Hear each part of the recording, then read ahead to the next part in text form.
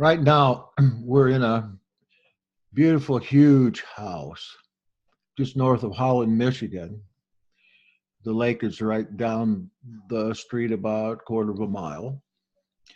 And this is the house of Carol Baker, who's a friend of the family who lives up here in Michigan, makes frequent visits down to Vero Beach. And she uses this house primarily as a gathering place for people when they come together, like for a reunion or something. And evidently, that's what we've got here. It's a family reunion. We have my two brothers and my mother, my sister-in-law, and a bunch of nieces and nephews that I have met just for the first time this trip. We didn't know that we would have an opportunity to come here, but it just so happened that there was this reunion here in Michigan that I knew nothing about. And we were in Michigan at the time. And one of my sister-in-laws told me about it. And so here we are, which is really good because one of our main appointments up here, that is with Rob Lapine at the cannabis clinic in Clio, Michigan, put us off for 8 days because the feds were coming in to check him out. And we were to go in yesterday, or I'm sorry, tomorrow, but he's got 200 patients lined up. 200 patients with varying types of disease like lung cancer that are coming in for cannabis treatment. So we have an appointment with him Monday afternoon, and this has been a very convenient place to stay in the meantime. It set us back about a week in time, but still we're comfortable here and have a lot of people here right now. We're down to the basement. And so with that, I'll turn this over to Lee. You ready? Yeah. Okay. 7 with 1. It's been an interesting trip. We have seen postponements and the like, but believing that every one of these delays are an appointment from Elohim. So it worked out very well. We were able to do a few interviews and with some very special people. One has been my longtime teacher before I came to the Ahad, was Frank Houts. And when we had, I'm not sure, these days seem to be running together, so I'll just talk about that.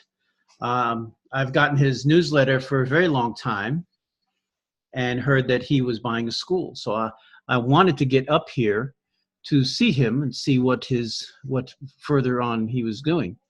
I've seen his family, I've met his family and different things. So he's going through some challenges in that direction, as everybody does. But we had a very good interview with him. You can see that Jackson recorded it and put it online. And I'm excited for him and for us to see if we can work together in the future. I know Jackson put on there that he could be possibly a speaker at Sukkot. And I would encourage you to go see some of his things, some of his teachings on YouTube, and go to his website, drybonesrestorationcompany.com. And he is a very good Hebrew teacher and scholar, and does Greek also, and does a lot of the same things as we do. Hearing his amelioration of the faith of the kingdom, his version of it is very interesting, going to the paradigms of people's lives, different people's lives as they, because we all have a paradigm. We've all had history on how our filters work within the faith. We've come with different experiences and different hopes and dreams. And so he shows that even through cultures and peoples, they have different ways of talking, understanding. One of my favorite things has been with him was these word buckets. And so when someone says a word, they're usually filtering that through what is called a paradigm. What it is basically is your life filters. So when you say a word, sometimes you have a different idea of what that word means in your language, in your culture, at your time. So he explains some of that and how we need to understand other cultures, other languages, paradigm, and where they're coming from, so that we can truly understand someone within context when they write something that we're reading. If we don't understand their paradigm, we really can't get the full grasp of what the word and what concept they're trying to portray, because of these word buckets are different. So these travels are very interesting sometimes when, we're riding in the car and we come to a parking lot, and these two gray-haired men come together and sit in the front seat and just sit there for a while talking or praying. And sometimes it's very strange. But I had some thoughts this afternoon. It's like Paul and Barnabas going throughout the countryside in Israel, going to different congregations throughout the land. And we're traveling through the kingdom, seeing wonders, binding the brokenhearted, healing the sick, raising the kingdom of Elohim in the hearts of the Yeladim, the children. We see receiving vision from Frank, seeing the raising of the temperature or the frequency of Brenda Wendhelm, Westbeld, and her family, meeting them, and also meeting people from the area. I don't know if I mentioned this before. I think I did. I met a waiter across the way in a cafe, and he said he went to a neighborhood church. And so I said, well, maybe I'll be there. Well, he didn't show up. But I talked to the guy, the greeter, and about what was going on. And, the way drybonesrestorationcompany.com. That's a message from Norman Gray wanted to know the name of it. It's Dry Bones Resco. Well, that's the email address. The full website is called Restoration Company. Okay. He has some articles on there. He has some resources that you can download or look at. And he had a vision in this area. He's been at some of the conferences. I don't know if people have made the circuits with the MIA, Messianic Israel Alliance, the ARIA with the Wootens. He's done a lot with them. And if you've been around this movement for a while, you're familiar with the name Frank Houts. And he is quite an educator. Tell him about the school he bought. The school he bought, yes, I did. But what he wants to do is he has a nice library there. He's not exactly wanting to do it online. Some of the teaching that he has will be done online. It won't be just it's a large elementary school, and it has quite a history because it's in Daniel Boone's hometown. He also took us on a tour of Daniel Boone's church that he preached and attended in the area. And he met some of the locals. He grew up there his whole life, it seems. I mean, we drove up to the house next to the place to see if we can get permission to go next door. There was some people in the driveway. And he mentioned his name, and the guy said, okay. He said, I know a Frank Houts. And he came back, and he says it was him. So Frank grew up in that area. It was quite interesting to see someone who's been at the same place all their lives. I don't know what that feels like. We went out to his church.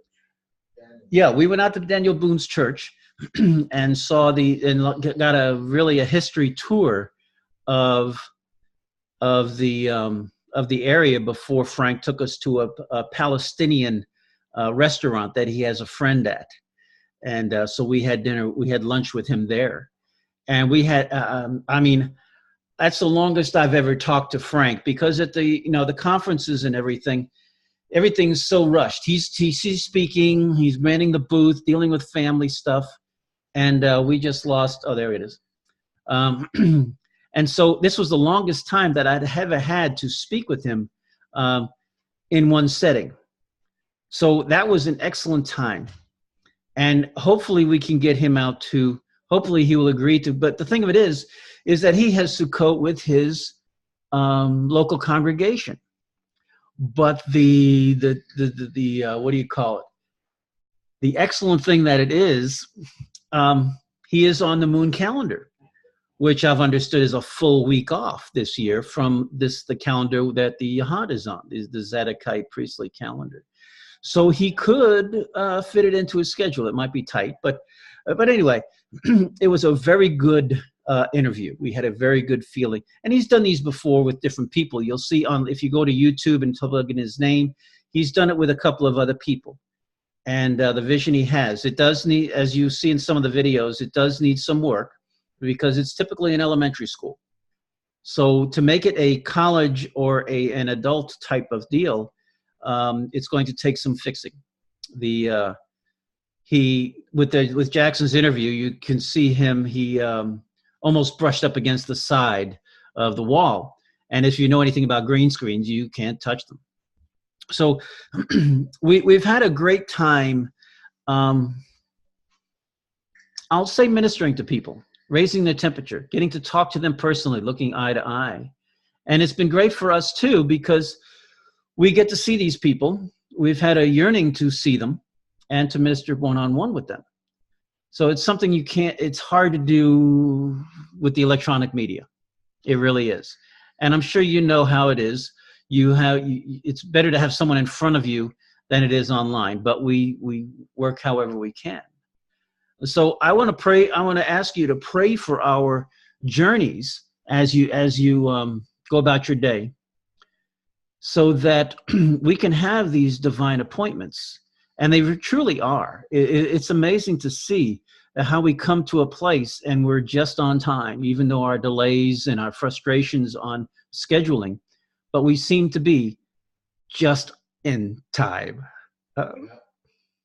Even this trip here, getting to see family, reacquainted with them, and blessing them. We've done an interview with one of Jackson's nieces that is awesome.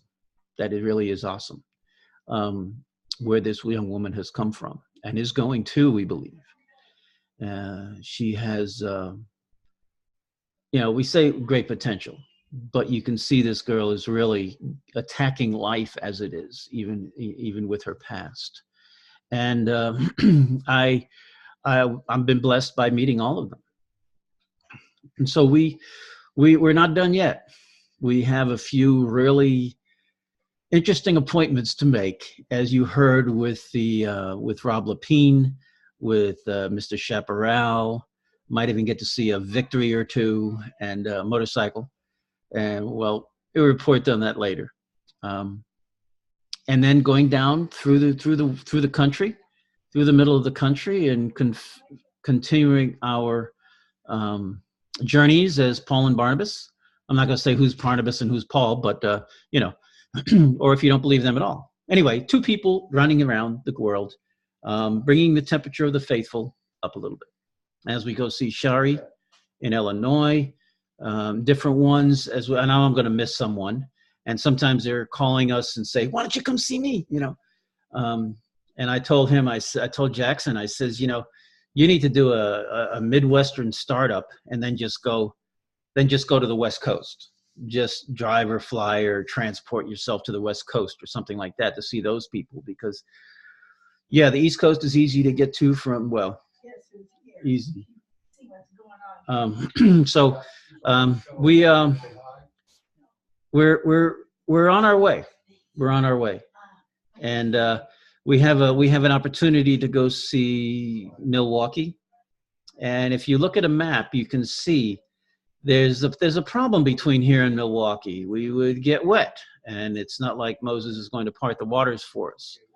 There is a car shuttle, a car ferry to go to that land, and it costs a little change.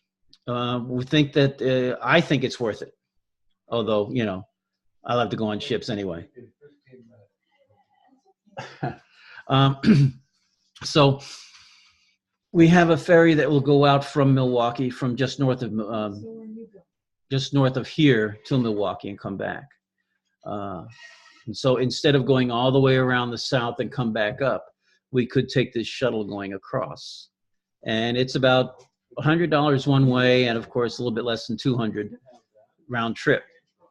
So we are we're looking to see how we can do that. If you look at a map, you can see the distance.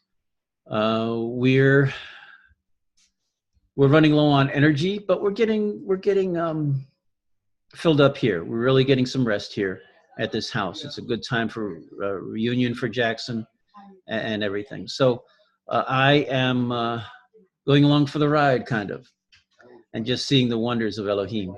He is good here. And Yahweh is alive and well in Michigan. So I would say just be encouraged, because we are. Not just because we are, but we're encouraged. So don't feel like we're out here suffering for the faith. Sometimes the drives are hard. Traffic is not always what it should be, we want it to be. But we have been encouraged in the faith. So you be the same. As you're praying for us, you can journey with us through your prayers.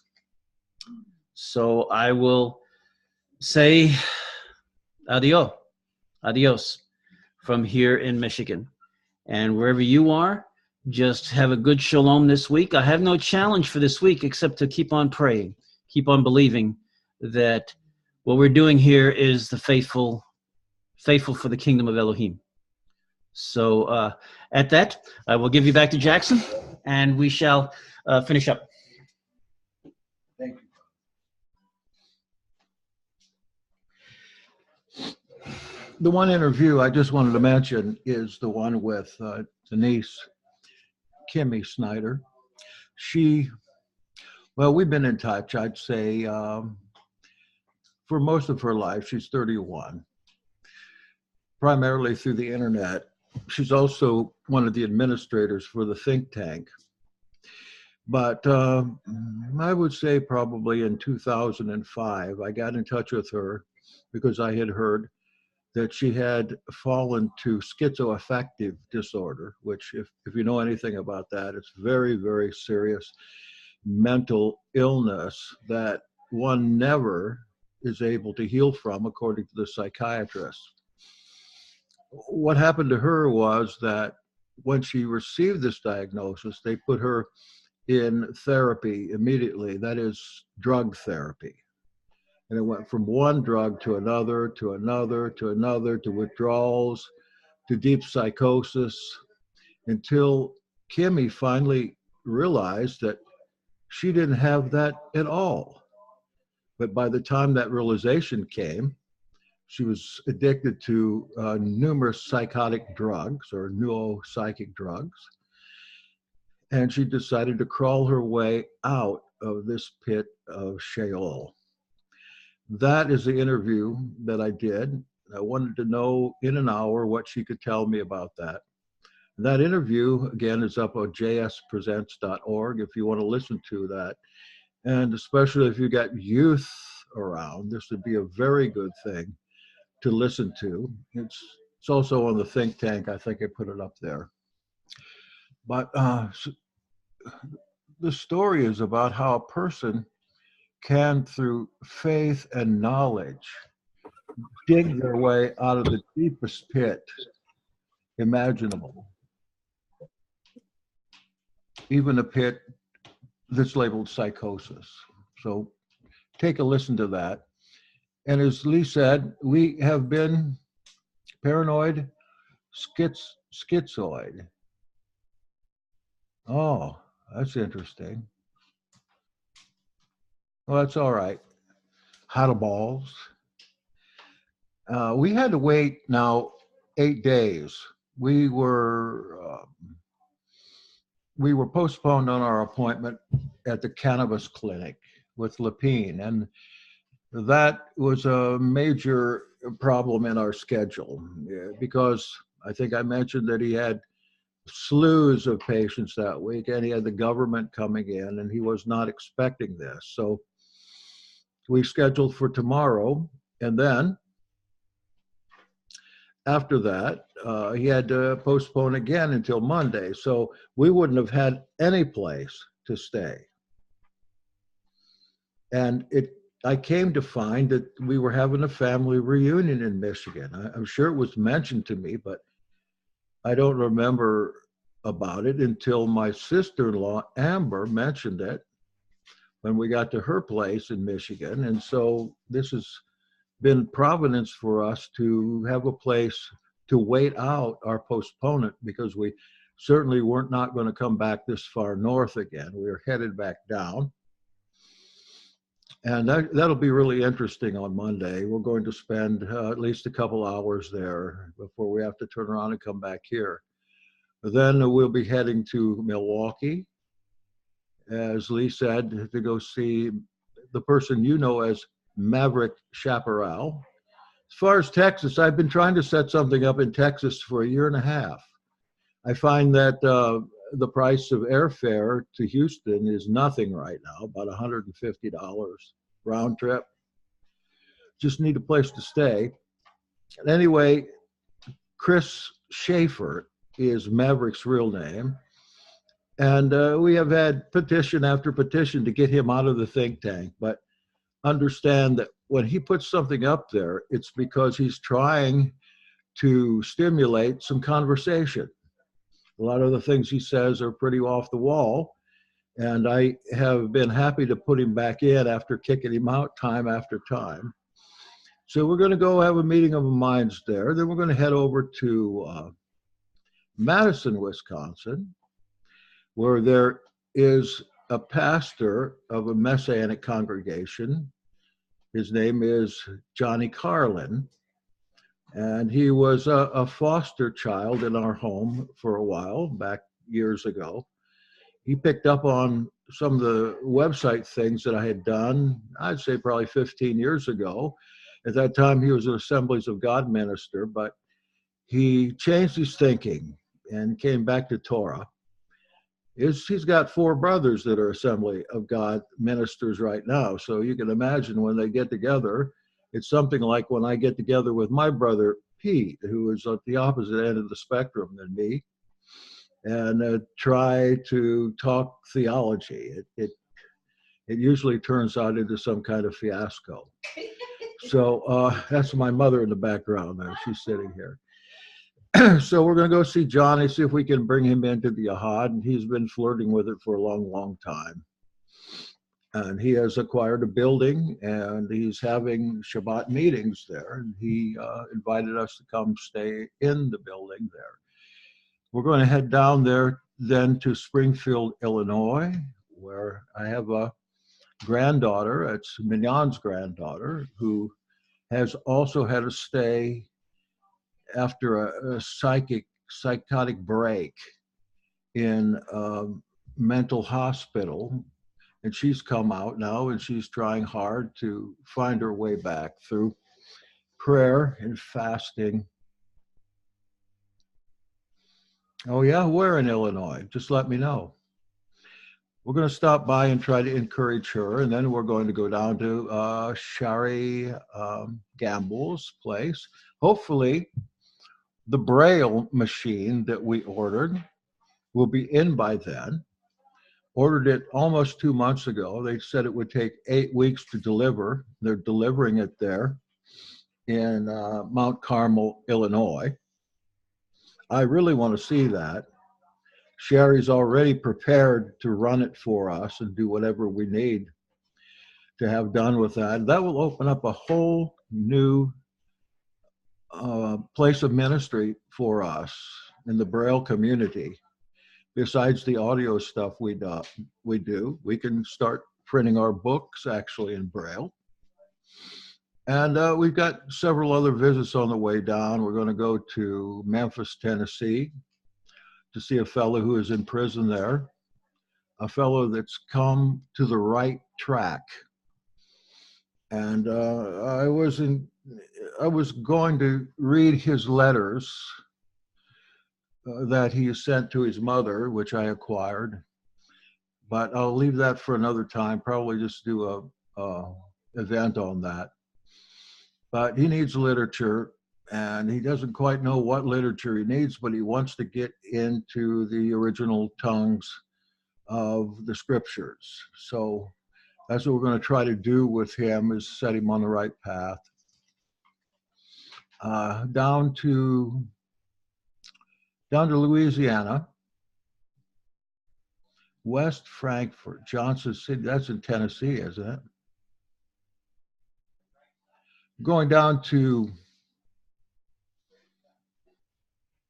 oh, let's see, Sarah Romano. There we go. Thank you. Sarah Romano, and see, they really want us to come visit her and Michael and the kids. We've known them ever since they came to our first Douglas, Georgia boot camp, and of course they're in the Yahad, and Michael's flirting with ministry at this time, so he wants to talk about that. Then on the way back, we may stop at Greg Lolly's and see the Mayim farm. I don't know what they'd be doing this time of the year, but in Lower Alabama, I suspect they'd be growing something, and make contact with him. Understand Greg Lolly is still a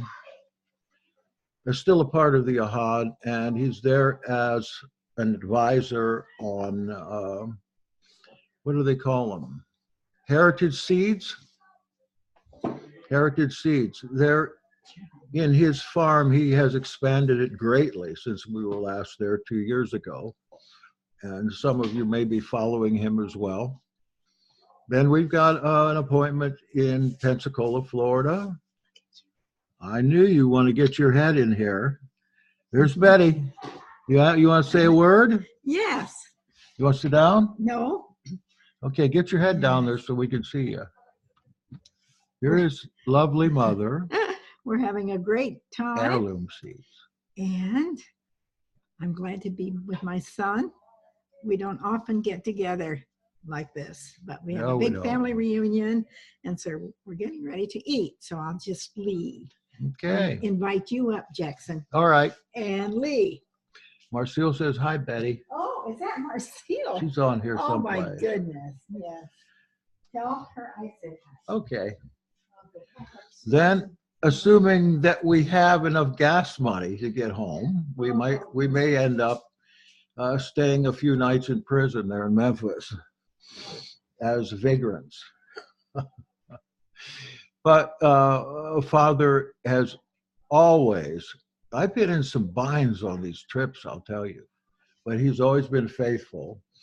And there's no worries in that way, because we know that wherever we go, we're blessed, and that he goes out before us with his angels of mercy and guardian angels as well. So we're thinking maybe 3 more weeks, and we've been on now for a month. It's just been a wonderful trip this time. Yahweh has a surprise for you. Yes, every day is when I wake up every day, it's a surprise. Honest to goodness. I haven't been in the hospital yet this trip, and I don't expect to be. I'm feeling very good, very good. And this cool weather is really good for anybody, whether you like it cold or not. I don't know, it just kind of stimulates you and makes you want to live a little longer and fellowship more. I also got to go with my brother Phil. He's the one that ministers in Haiti, but I got to see him in action, ministering to people in a pool hall. He has a special ministry to people that are alcoholics and, well, we would call them lowlifes primarily, people that really haven't accomplished much, but what a rapport that he has with the people in the pool hall. We went to a place in Holland, Michigan, where we have the proprietor of this pool hall restaurant combination was born in Vietnam and got on the right truck as a child and ended up here in Michigan in the United States in an effort to bring some of these Vietnamese children back, in a way back, I guess about 1973 or 74. Just happened to get on the right truck and ended up here in Michigan, and he's become after years of struggling with the language, with the culture, and all, successful businessman and one of the supporters of my brother's ministry in Haiti, and just his name is Casey. He wouldn't give me his last name, but he said, I'm Dutch now, so you can call me Casey Van Wellington, something like that. I had hoped to go and do an interview with him, but that didn't work out, primarily because I'm a stranger around here. I don't know my way around. And I just couldn't get there by myself, and he was busy. But next time, definitely go to get him. His story is really worth hearing. So another 3 weeks, I guess. Let's see. Elitza got some advice, 12-step. Let go or give way to a higher power. Absolutely. Absolutely. We forget that a lot of times when we get in the stew someplace, that our Father is looking out for us. And not only that, but he has angels taking charge over us. And wherever we are, in whatever condition we're in, we should praise him for that rather than complain, because our lives are directed by providence. And if we're there, we're supposed to be there. See, what else do we have here in chat? Anything? Well, I think it's a Stephanie. Oh, absolutely. Give me a call, or better yet, let's Zoom. You just send me a time. Tomorrow would be fine, anytime, and we'll do that. I love to hear what your experience is. Let's see. As far as finding the way back through meditation, absolutely, absolutely. That's one of the top methods that Kimmy has used to get back. But listen to the interview. It's really worthwhile. Here's the mascot, Stephanie. Yeah, Stephanie, you are the mascot. And I thank you all for coming here. You have any questions or comments? 3 new messages. This week's been fun. Previously, not so much, but this week has been like, been like an island of rest here. And just to think I didn't know anything about this before coming. And here we've been able to stay here a week, which is that's money not wasted on hotels. We only had to get a hotel one time, and that was a special deal for that. So yeah, just get in touch with me if you want to talk. Best on Zoom, because I can't deal with a phone that well. I can't hear well enough to do it. So yeah, great providence. Amen. Thank you all. We'll see you later in the week, probably, if there's not a Sacred Feminine on Tuesday night. I suspect we'll be someplace where we can get together again. Have a great Shabbat. Go take yourself a nap if you can.